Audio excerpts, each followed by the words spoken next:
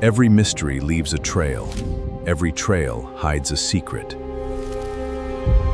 Welcome to the Mystery Threshold.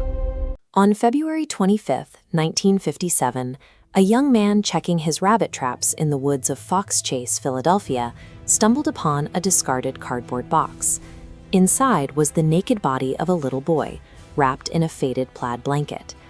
The box itself was branded by J.C. Penney, originally designed to hold a baby bassinet. The condition of the boy's body presented a disturbing contradiction. He was severely malnourished and had suffered fatal blunt force trauma, yet someone had recently bathed him, neatly trimmed his fingernails, and given him a crude haircut.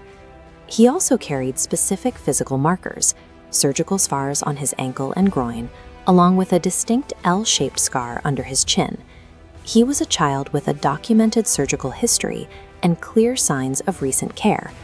Yet, as investigators checked records across the country, they found that no one had reported a child of his description missing. The Philadelphia Police Department launched a massive physical search.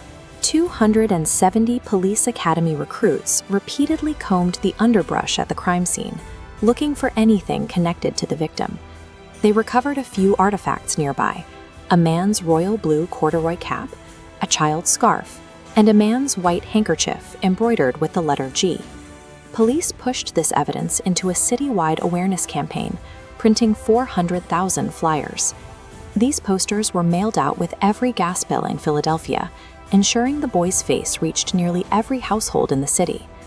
Despite blanketing the metropolitan area with his likeness and cataloging every physical object found in the woods, the leads led to dead ends. This case illustrated the limitations of physical evidence. A discarded cap or a mass-produced blanket offers no path forward if they cannot be anchored to a documented missing person report. As decades passed, the investigation entered a speculative era. Without a confirmed identity, amateur theories attempted to fill the vacuum of information. One theory focused on a nearby foster home. An investigator noted a similar bassinet at the property and saw blankets on the clothesline that resembled the one found with the body. Police eventually cleared the home after verifying that every child assigned to the foster family was alive and accounted for. In 2002, a woman claimed her parents had purchased the boy in 1954 and killed him in a fit of rage. While the story was graphic, neighbors who lived near the family during that time denied that a young boy had ever lived in the house.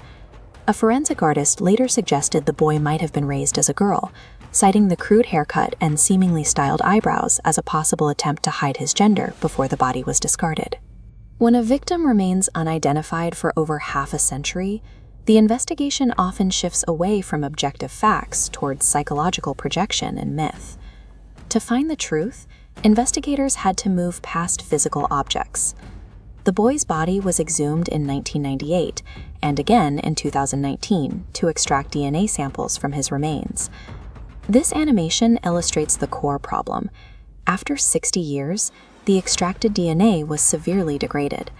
Experts described the genetic material as being like confetti, making traditional matching impossible.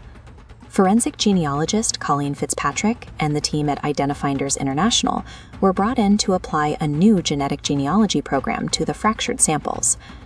This diagram shows the process of taking salvaged genetic sequences and running them against public DNA databases.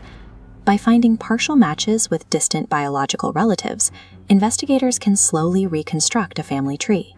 Over 3 years, the team mapped these matches along the maternal line. The network eventually pointed to a living first cousin who had uploaded a genetic profile, providing the essential link back to the boy's parents. Decades of physical analysis were ultimately superseded by the meticulous mapping of the boy's microscopic ancestry. Using the genealogical map, detectives tracked down a birth certificate from 1953. The names on the document provided the final confirmation. On December 8, 2022, after 65 years, the Philadelphia Police Department announced his name, Joseph Augustus Zarelli. The investigation revealed that his biological parents, Mary Elizabeth Abel and Augustus John Zarelli, had separated around the time of his death in 1957. Both parents, who lived in Philadelphia until their deaths decades later, went on to marry other partners and raise new families. Neither had ever filed a missing persons report for Joseph. It is a profound tragedy that the very people responsible for the child's care were the ones whose silence allowed his identity to be erased. While his name is no longer a mystery, the circumstances of Joseph's death remain part of an active homicide investigation. Detectives are still seeking tips, specifically hoping someone from the neighborhood in the late 1950s remembers seeing the child at the time. Joseph's resting place at Ivy Hill Cemetery was once marked only as America's Unknown Child. In early 2023, a new headstone was unveiled, finally restoring his name to his grave. Physical trails can go cold, and families can remain silent for a lifetime, but the restoration of Joseph Zarelli's name proves that modern science can still recover a human identity that was meant to be forgotten.